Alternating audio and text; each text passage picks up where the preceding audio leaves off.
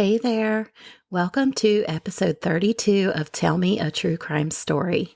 I'm your host, Holly. Thank you all for being here and allowing me to be a part of your day.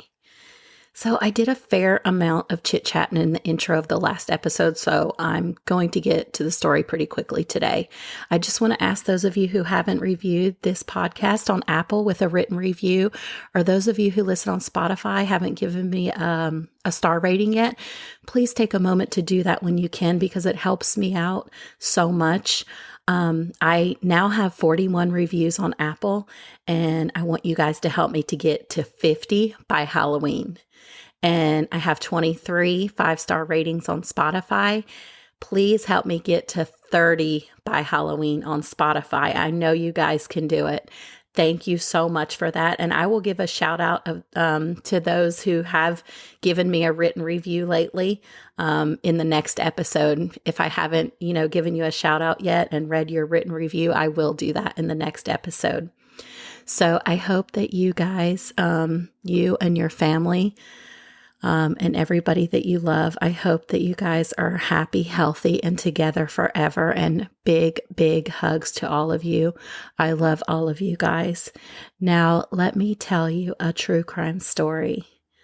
This is part 2. So if you didn't listen to part 1 yet, please go back and listen to it first. So, before we get started, I wanted to mention again that among many other sources and documents, I used firsthand accounts from victims for this story, from a 2016 documentary that was made about this case and other shows. The 2016 documentary is called Unseen, and you can watch it for free if you have Amazon Prime. So in addition to that documentary, Oxygen has 2 episodes on this case. One is on their Living with a Serial Killer series, and the other is on Snapped. And I just found out about a couple of more documentaries on this story. One is on YouTube. It's by Vice, if you know the Vice documentaries. It's by Vice, and it's called The Cleveland Strangler, the story of a brutal serial killer and his forgotten victims. And the other is by Investigation Discovery. It's on their Killer Instinct show. So in part 1, we covered Anthony Sowell, and we started with his childhood, and we learned also a little bit about his 11 known victims. So now let's talk about 5 women that we're aware of that happened to escape the deadly clutches of Anthony Sowell. The surviving victims' accounts are similar to one another and give us insight into what the last moments of the women who did not make it out of his house alive must have been like. Vanessa Gay said in the Unseen documentary that when she was in the depths of her drug addiction, all she could think about was crack. She sold anything of value to get money for drugs, all of the electronics, her kids' TVs, Xboxes. Her husband sold their son's bike. She said she jumped in and out of cars. She'd sleep in abandoned houses. She'd lost so much weight and had gotten so small that she could wear a 10-12 in girls' clothing. She said one day she came home and all of her family was on the porch, her cousins, her kids, even a neighbor. They were all on the porch and they started in on her about her drug use. She walked off and she didn't want to hear it. And her 10-year-old daughter followed her and laid in the middle of the street begging her mom to come home. But Vanessa said at that time her addiction was so strong she couldn't even choose her child over the dope. In September of 2008, Vanessa was 34 years old. She hadn't been home in months. She'd had a bad day on this particular day because she couldn't get a hold of any drugs. She was standing outside of a bank when a man walked by and said loud enough so that she could hear him. He said it was his birthday, but nobody was celebrating his birthday. She told him she didn't celebrate birthdays, but told him happy birthday anyway. And she walked with him to his house. She got an eerie feeling when she walked in his house and she walked up the stairs. She smelled a foul odor.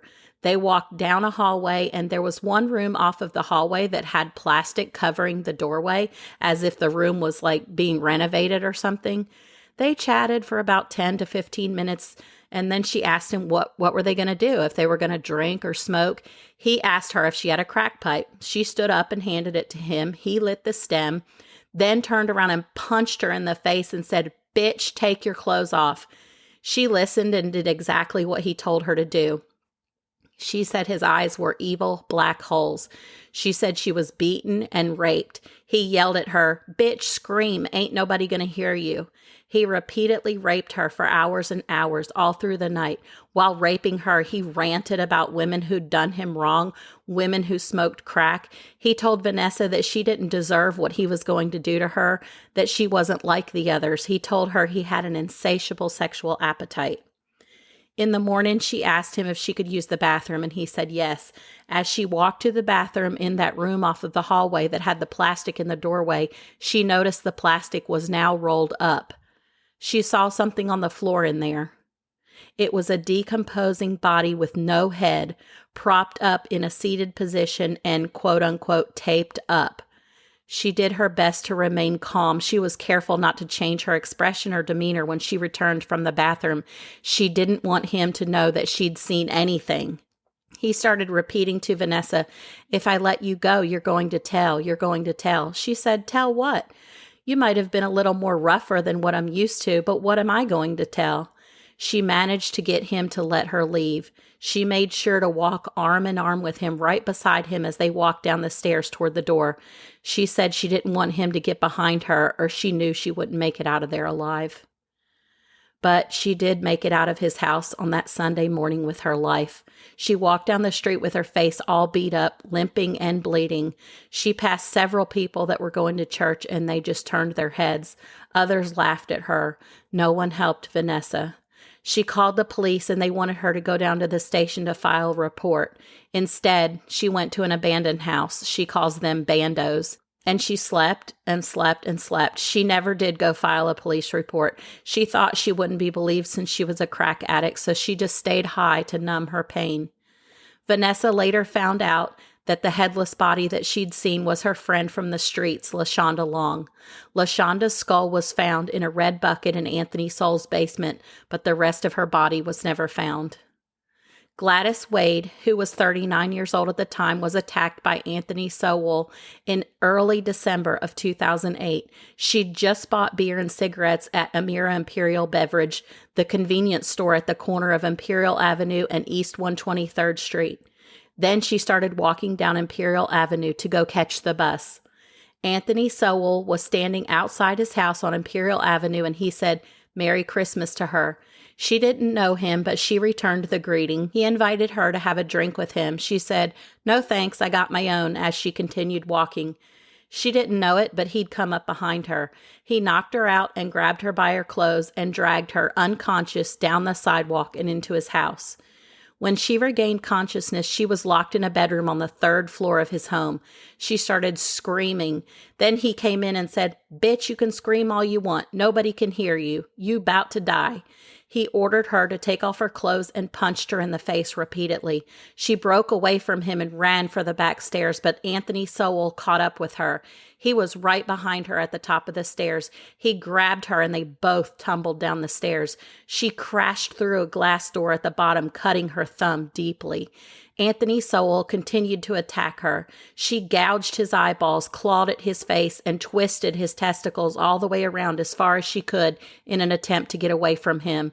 She managed to fight him off and stumbled out the side door of his house. Gladys ran across the street to Best Chicken and Pizza and told them to call the police. The manager told her she had to get out of the store because she was bleeding on the floor. Anthony Sowell brazenly followed her there and told the manager and other people at the pizza shop that she'd stolen from him and that he had to beat her ass and put her out of his house. She told the manager she didn't even know Anthony Sowell. The manager again told her to get out of the pizza shop. She said people standing around were laughing at her and talking about her. She left the pizza shop, took off running, and flagged down a police officer. She told the police what had happened to her. The gash on her thumb required stitches, and officers and EMS workers noted red marks on her throat. Anthony Sowell was arrested. Officers took pictures of blood on the stairs and walls in his house and of Gladys Wade's sweater shoved in a trash can. The case was assigned to Detective Georgia Hussein, but Detective Hussein never talked to the officers that arrested Anthony Sowell that day. She didn't pull photos of the crime scene or the photos of Gladys Wade and Anthony Sowell that showed injuries to both of them. She didn't access Gladys Wade's medical records. She didn't obtain a search warrant for Anthony Sowell's home. Detective Hussein failed to tell the district attorney that Anthony Sowell had spent 15 years in prison for attempted rape because she didn't believe that information was relevant. Anthony Sowell told authorities that Gladys had attacked him and he did have visible injuries because she had fought him in self-defense. After all, Gladys Wade had been in a fight for her life. In the eyes of the DA, it was Gladys Wade's word against Anthony Sowell's. The DA deemed Gladys Wade, quote-unquote, not credible and said there was, quote-unquote, insufficient evidence to charge Anthony Sowell, and he was released without charges. Anthony Sowell went on to murder 6 more women after that attack on Gladys Wade. Kim Yvette Smith, Nancy Cobbs, Imelda Amy Hunter, Janice Webb, Talacia Fortson, and Diane Turner. And 3 others just barely escaped with their lives. So that's 9 more women that Anthony Sowell was able to murder or victimize and nearly murder after Gladys Wade escaped and went to the authorities. Tanya Doss survived an encounter with Anthony Sowell in April of 2009. At that time, she'd known him for 4 years, since 2005. They would often sit on the porch together and barbecue or play chess. She had even slept over at his house before. So on this night, she willingly went with him when he invited her to smoke crack at his house and watch an NBA basketball game on TV. When the game was over, they listened to music and talked. Anthony Sowell started talking about his ex-girlfriend, Lori Frazier.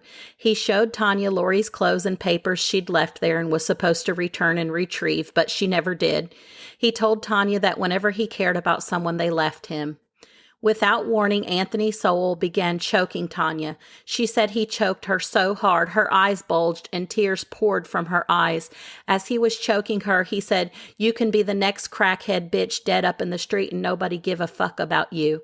He told her to knock on the floor 3 times if she wanted to live. She did, and he released his grip. He then slapped her across the face really hard and said, "Bitch, take off your clothes." Then he stared off into space. She laid down on the bed with her back to him, curled up in a fetal position. She was terrified of what might happen next. He did not rape her, and she eventually cried herself to sleep. In the morning, she said Anthony Sowell seemed to be back to his normal self. He acted as if nothing had happened. He made her a bologna sandwich. She made up a story and told Anthony Sowell she had to go see her granddaughter in the hospital, and he let her leave. He even gave her a coat to wear home. She felt lucky to be alive, and she never went back there. But she didn't report it to the police. She thought it was an isolated incident fueled by drugs and alcohol. She only told the police about her ordeal after the bodies were found on his property. Another woman, LaTundra Billups, had been to Anthony Sowell's home on several occasions before and hung out with him in his 3rd-floor attic apartment. In September of 2009, LaTundra saw Anthony Sowell outside of a convenience store. He had 2 40-ounce beers, and LaTundra asked him if she could have some beer with him. He said, "Come on," and she accompanied him to his house on Imperial Avenue.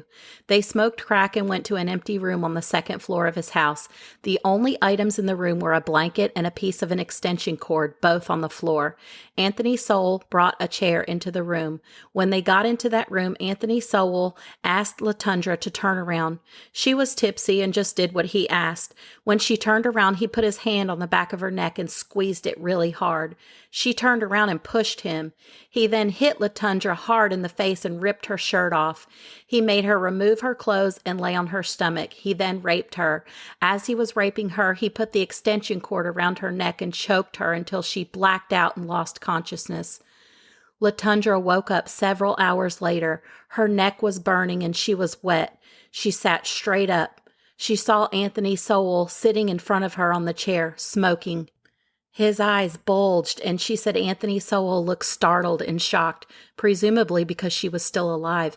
He thought he'd killed her. He then told her that he was going to kill her and then kill himself because he knew he was going to go to jail.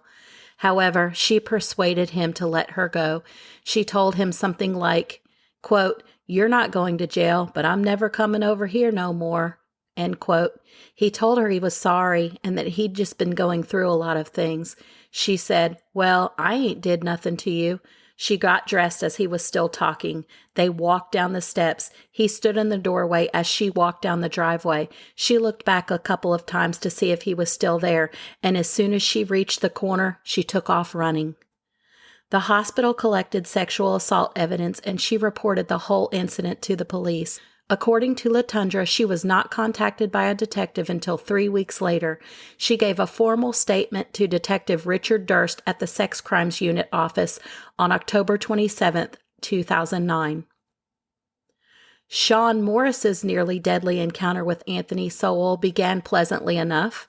In the early morning on October 20th, 2009, Sean Morris was drinking beer with a friend at a bus stop located at 140th Street and Kingsman Road.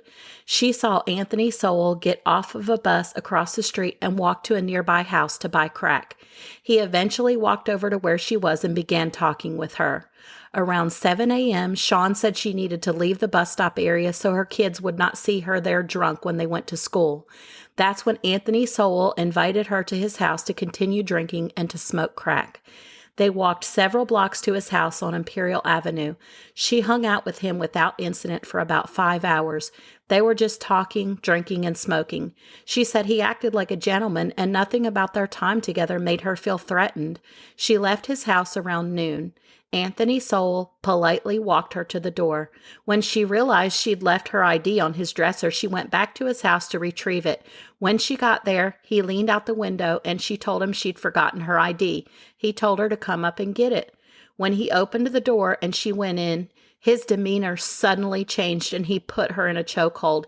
He ordered her upstairs and to remove her clothes and lie down on her stomach. He then violently raped her.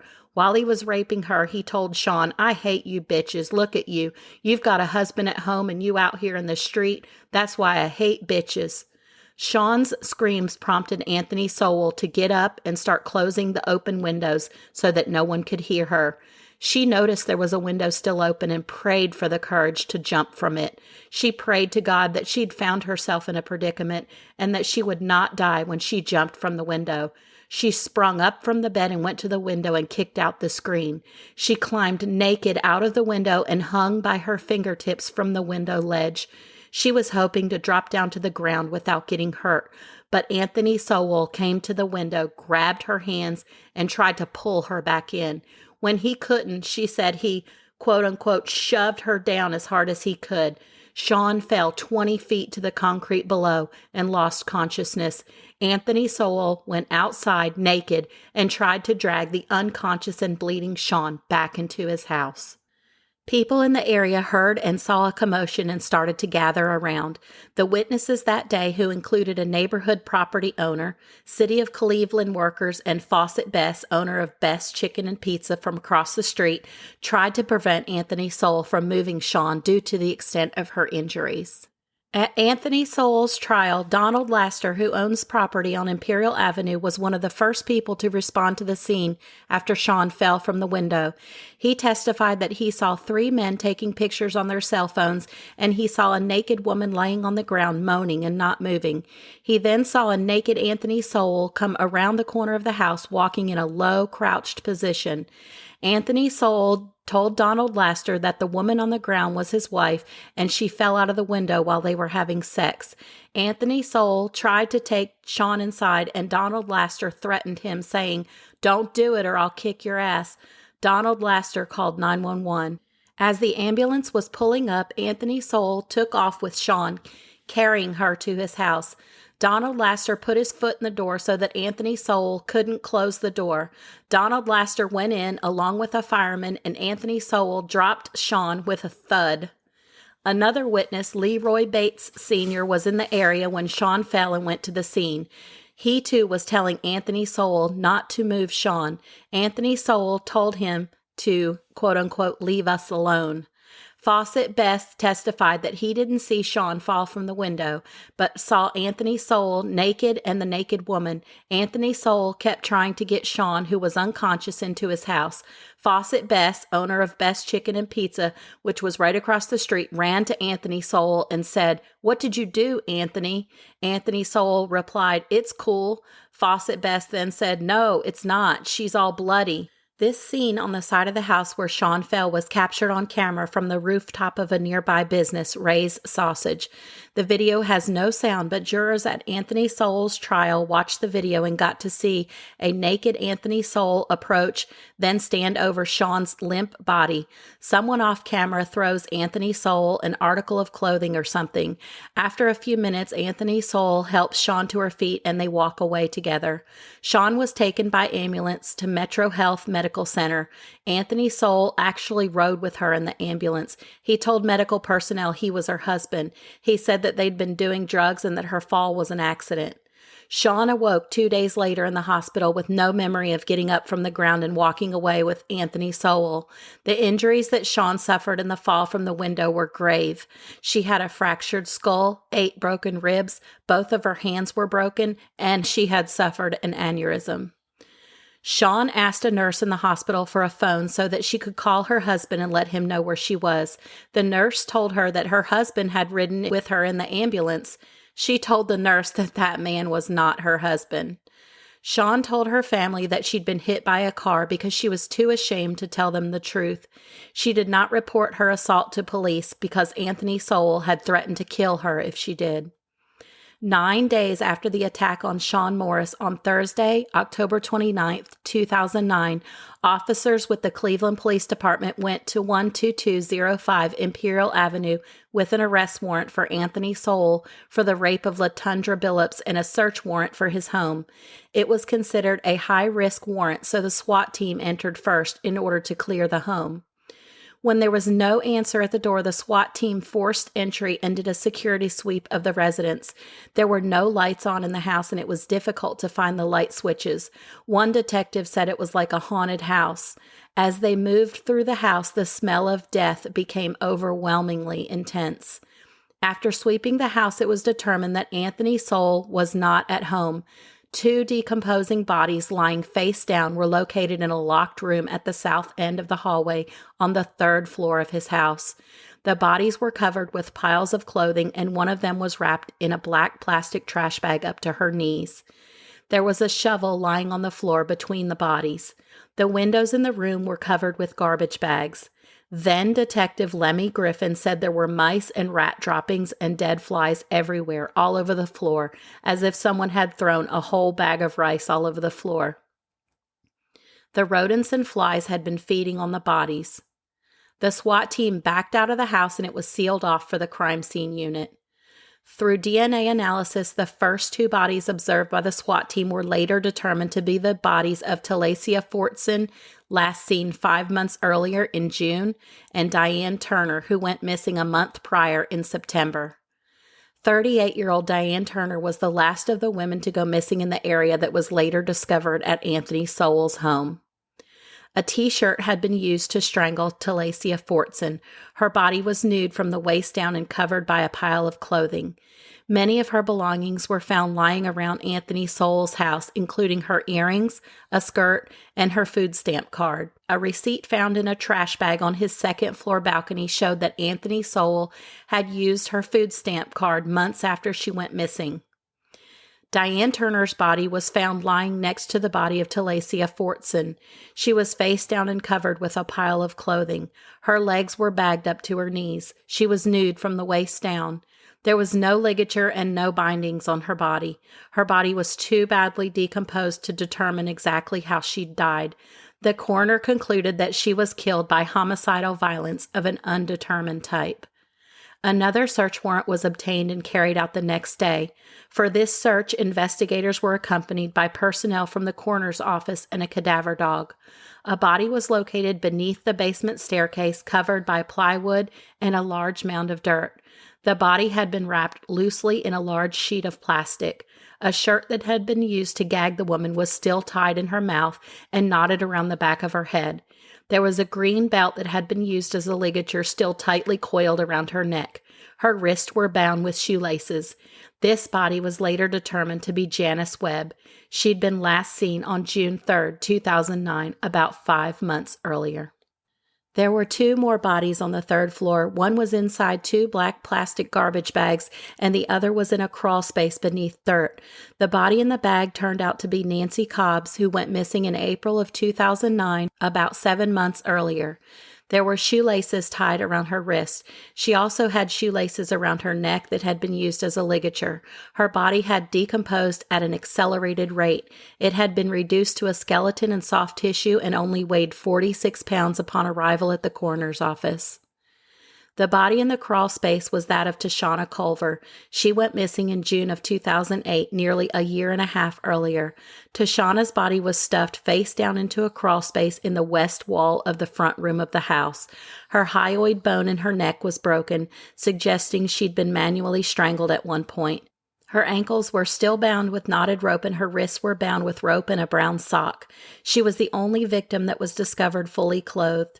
Her body was found wrapped in several black garbage bags that were secured with duct tape. Her body was covered with dirt that had been brought up from the backyard. The cadaver dog alerted to a spot by a bush in the backyard near the back porch. Tanya Carmichael's body was discovered there in a shallow grave. Her body had been wrapped totally nude in 2 black plastic bags and a white mattress cover. A black cell phone or camera charger cord had been used as a ligature, and it was still wrapped very tightly around her neck. She'd gone missing almost a year earlier on November 10th, 2008. Another search warrant was obtained, and on November 3rd, 2009, a backhoe was brought to Anthony Sowell's home to continue searching for more possible murder victims. At the time, there were more than a dozen women missing from Cleveland's District 4. A crowd gathered on the sidewalk across the street to watch. 4 more bodies were discovered in the backyard. They had all been buried about 15 to 18 inches deep in the ground. Evidently, Anthony Sowell ran out of room to bury his victims in the backyard, and he just started leaving them in the house. The bodies unearthed by the backhoe were later identified to be the bodies of Michelle Mason, who'd gone missing a year earlier, Kim Yvette Smith, who'd gone missing 11 months earlier, Imelda Amy Hunter, who'd gone missing about 6 months earlier, and Crystal Dozier, who'd gone missing in 2007, about a year and a half earlier. Michelle Mason's body was discovered lying face down and was nude from the waist down. Her body had been rolled up inside of a black comforter and an orange blanket. Then 2 plastic bags were wrapped around the blankets and secured with duct tape. There was a used condom left wrapped inside with the body. She still had a brown sock that had been used as a ligature around her neck. When Kim Yvette Smith's body was unearthed, she still had the remains of some type of cloth bindings on her wrists and ankles. Her body was covered in 3 black garbage bags, which were then wrapped in a 7-foot sheet of plastic. Her body was in an advanced state of decomposition. Therefore, the coroner could only conclude she'd died from undetermined homicidal violence. Just like 6 of his other victims, Imelda Amy Hunter still had the ligature she'd been strangled with around her neck. It was a shoulder strap from a bag or briefcase. She was nude from the waist down and wrapped in multiple black garbage bags. Crystal Dozier's body was nude from the waist down and badly decomposed. Her wrists were bound above her head and her ankles were tied together with a wire cable. Some type of cloth ligature that had been used to strangle her remained on her neck, still tied and knotted. Anthony Sowell had wrapped her body in 2 layers of plastic and tied it together with black coaxial-style cable and duct tape before burying it. In the basement, a human skull was found in a black plastic bag inside of a red bucket. The bucket had been chewed on by an animal. There was no decomposition tissue in the bucket, so it could not be determined when her skull had been placed in there.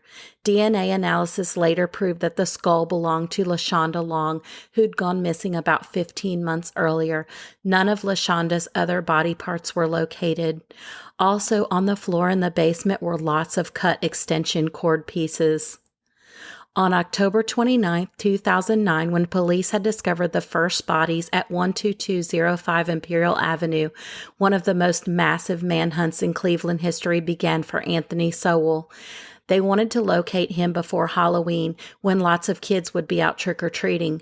But he hadn't left the area. He'd been sleeping in abandoned houses in the neighborhood. People on Imperial Avenue called Tressa Garrison, Anthony Sowell's sister, saying that there were dead bodies in the house on Imperial. She didn't know if her brother was one of the dead people or not. But hours later, Anthony Sowell called Tressa during the manhunt. She lived nearby, and he told her to meet up with him. They met 2 streets over from Imperial Avenue and stood on the side of the street and talked. He said that he had something to tell her. He told her that everything that was being said about him is true.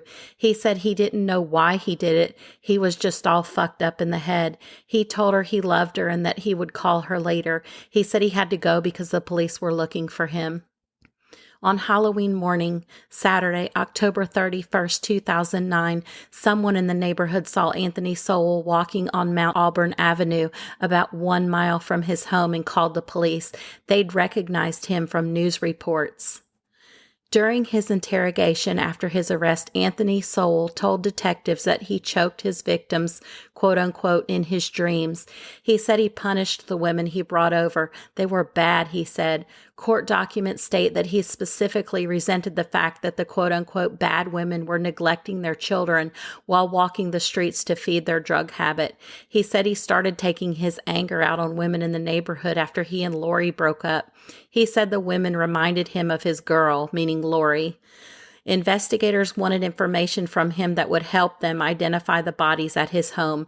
He said that when he'd been at a store, he saw a flyer with one of his victims' pictures on it. It was the missing person poster for Michelle Mason. He said he felt like he knew her when he looked at it, but other than that, he didn't give them any names or helpful information as to the identities of the victims. All of his victims ended up being identified through DNA analysis. Anthony Sowell was held in jail on a $5 million bond. He was charged with 85 counts that included charges of murder, kidnapping, rape, and abuse of a corpse. He pleaded not guilty by reason of insanity, but later changed his plea to not guilty. His trial began on June 27, 2011. Survivors of Anthony Sowell took the stand and told their stories. Sean Morris, who jumped out of the window to escape Anthony Sowell, said that when she left the stand after testifying, she spat at Anthony Sowell and called him a punk-ass bitch. She said she was so consumed with intense hatred for him, but has since forgiven him and let go of the anger. She's thankful that she's a survivor and not a victim. Anthony Sowell was convicted on all but one of the counts against him. The sole not guilty was for a charge of aggravated robbery, in which he was accused of stealing $11 from a surviving victim. On August 11th, 2011, the jury recommended that Anthony Sowell be put to death. Judge Dick Ambrose upheld the jury's death penalty recommendation and set Anthony Sowell's execution date for October 29th, 2012, the anniversary of the discovery of the first bodies in his house. But Anthony Sowell appealed his conviction, and his execution date was delayed until he exhausted all of his appeals. About 4 months after his trial ended and 2 years after the bodies of 11 women were discovered there, on Tuesday, December 6, 2011, the house at 12205 Imperial Avenue was demolished.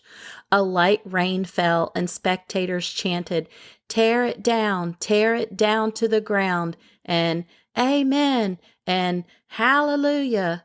It took about 2 hours to tear it down completely. Trucks escorted by police hauled away the debris to a recycling plant where it was shredded immediately.